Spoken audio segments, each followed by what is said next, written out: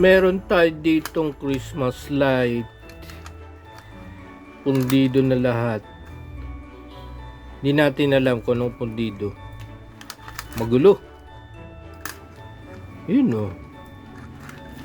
Putol. Pag sinaksak natin, wala.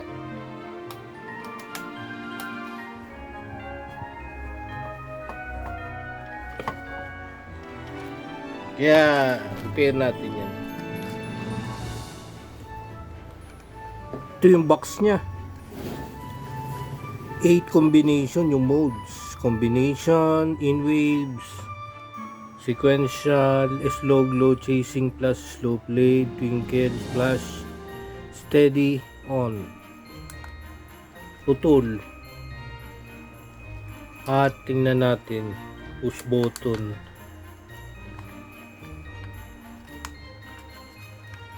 Yun oh.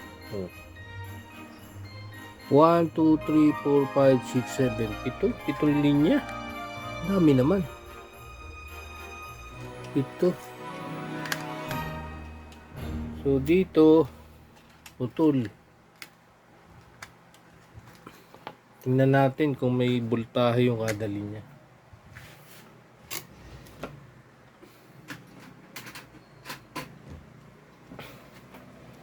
Gamitan natin ang tester.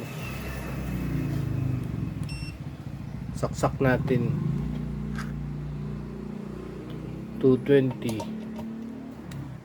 Okay.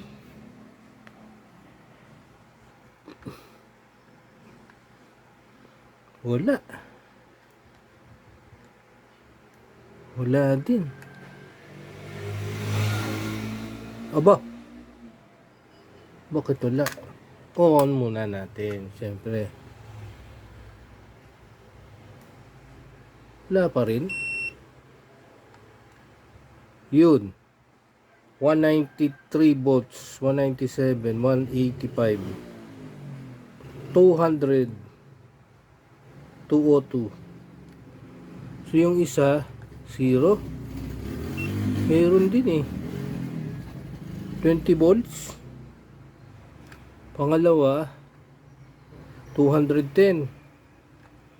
Pangatlo, 207. Pang-apat, wala. Wala yung pang-apat.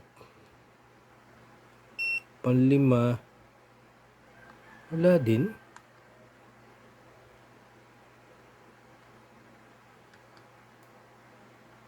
Parang naputol yung kanyang sirkuito.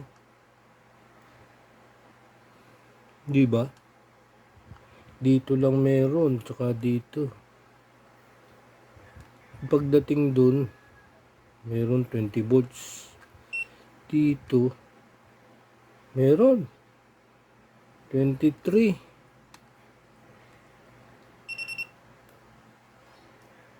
Meron dito 23.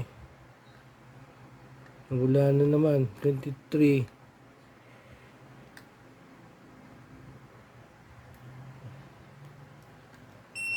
Pindot ang voltage. Wala din eh.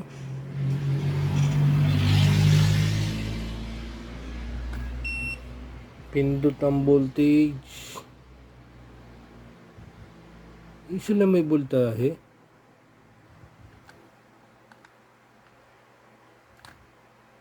Dito lang. Oh, ano connection yan? Diba? Ibang connection niya. Buksan nga natin. Oh. Yun lang ang board niya.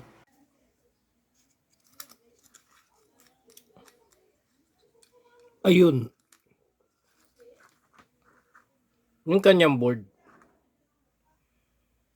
May may resin yung yung kanyang microcontroller board. Yun switch niya.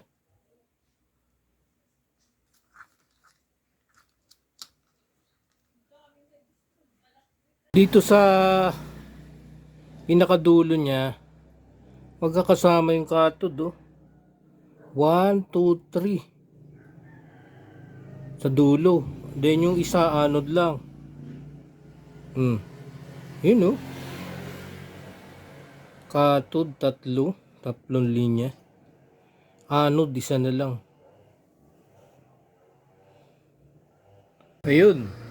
1, 2, 3, 4, 5, 6, 6 na putol. 6, putol-putol 6 siya.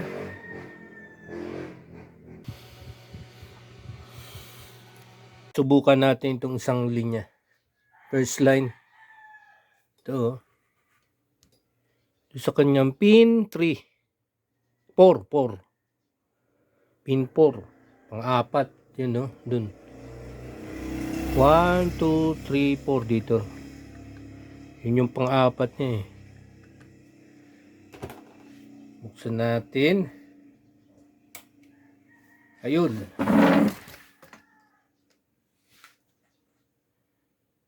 Umilaw na yung isang linya. Diba? Yan yung isang linya, green.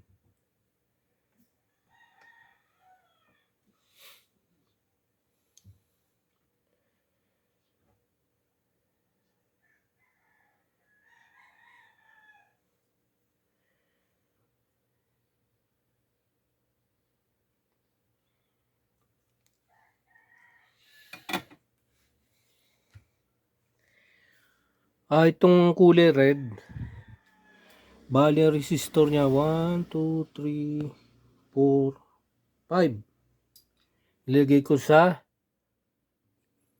ika-7 dulo. Testingin natin.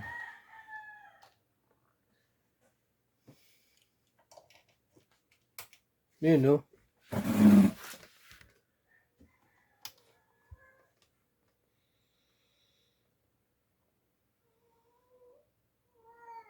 Milaw na yung pula.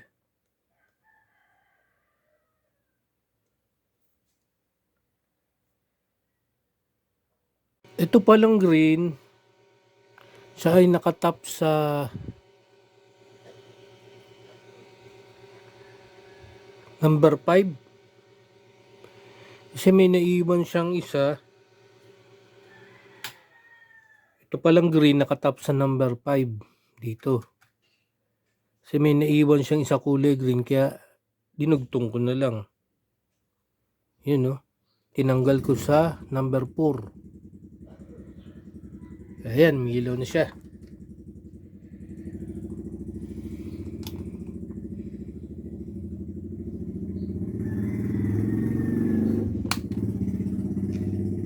Nasunog yung 1K. Hindi kaya niya yung 1K resistor. Kasi ito, purple. Hindi niya kaya yung resistor. Yung kuryente. Umutok yung mga bulb. Purple ito, purple color. Kaya tatlo lang gagamitin natin, linya tatlo. Yung isa, wala na yung isa, pang-apat. Tatlong kulay lang. Pula, blue, at saka green.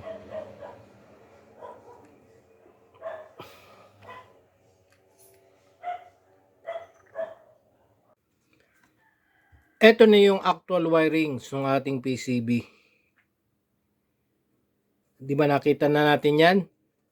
At yung equivalent circuit niya, yung circuit niya, reverse engineering ito. So dito, merong MB10F bridge rectifier. Yung AC, 1, 2, linya niya 1, 2. Pagdating dito, magiging ano nyan mare-rectify niya, gagawin niyang DC. Straight line DC. So yung AC, magiging DC dito. Isa ground, isa positive. Yun, no?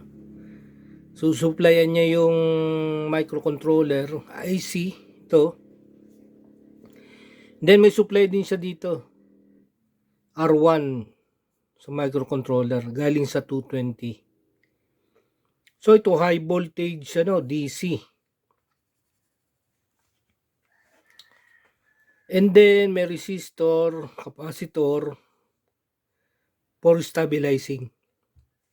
Then grounded. Ito yung switch niya. Switch niya para mababago yung mode.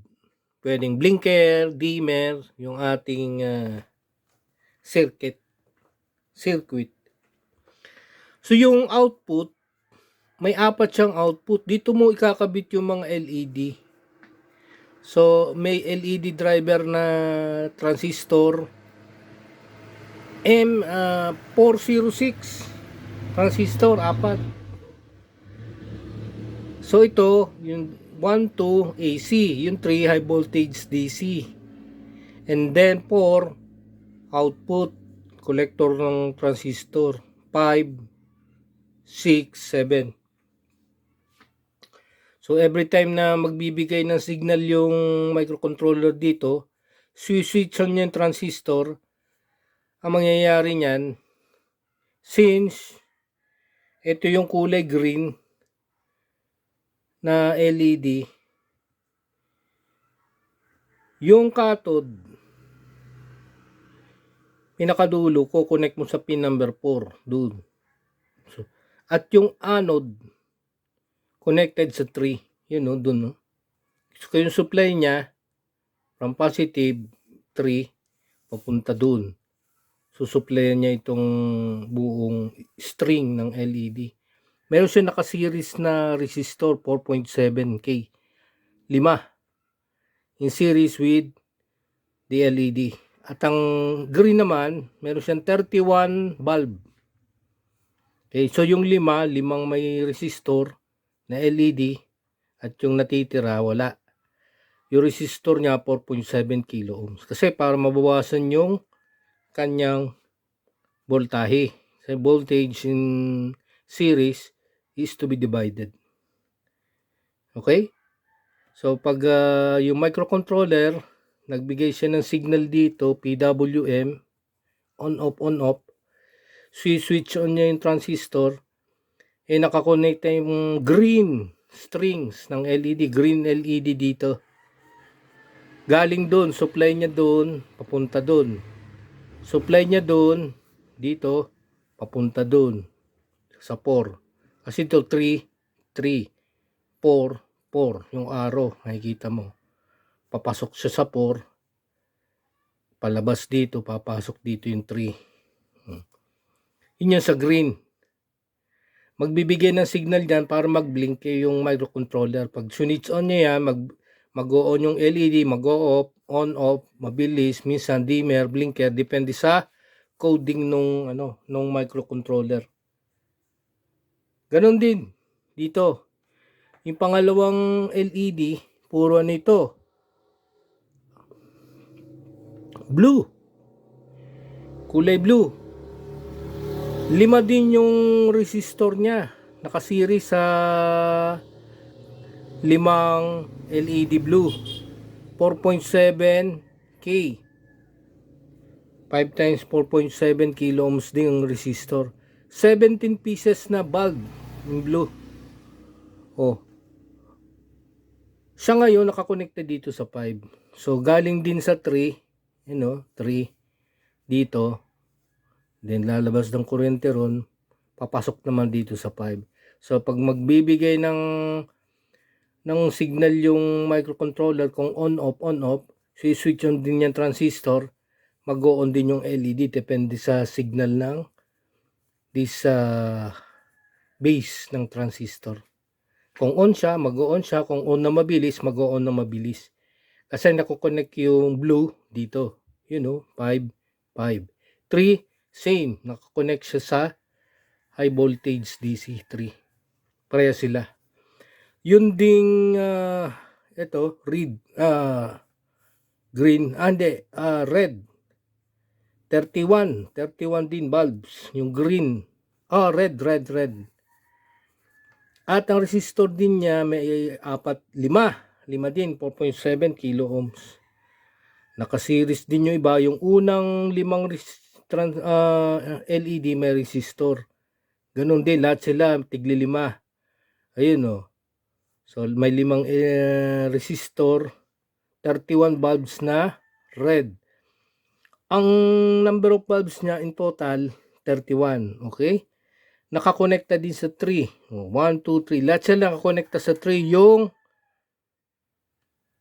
anode nung huling LED niya. Ito green, di ba? Puro green, puro blue, puro red. Papunta naman siya, papasok naman siya sa 6. So kada bigay na signal ng microcontroller, kung mag-on off,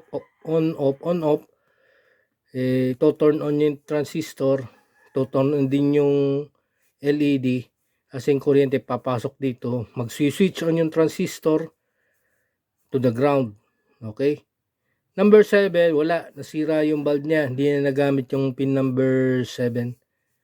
Purple yan nasunog lahat. Kaya 3 lang yung bulb na nagamit. So pag nagbigay ng signal dito, mag-on yung transistor, mag-on din yung lahat ng LED. Galing dun, pin 5, pin 6, merong pin 4 doon. Depende. Pwede siyang ito mga ito. Since connected sa 3, yung kanyang kuryente, pare-parehas.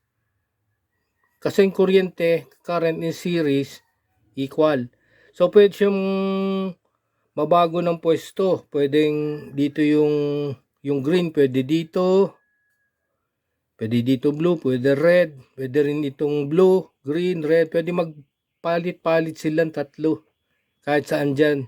Isa kasi yung kuryente, isa yung yung design. So yun yung kanyang function. Kaya naayos natin yung LED Christmas lights. Okay? Using this microcontroller, bridge rectifier, at ilang mga components. Loading resistor, stabilizer resistor, capacitor, yun yung switch para mabago yung mode, kung mabilis yung blinking, strobing, dimmer, LED flasher, alternate flasher, depende yan dito sa mode.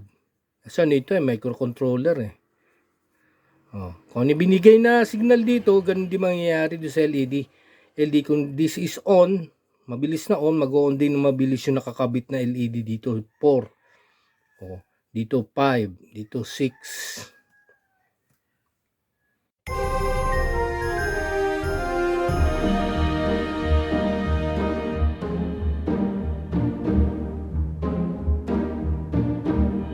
The halls with boughs of holly, fa la la la la la la la la. 'Tis the season to be jolly, fa la la la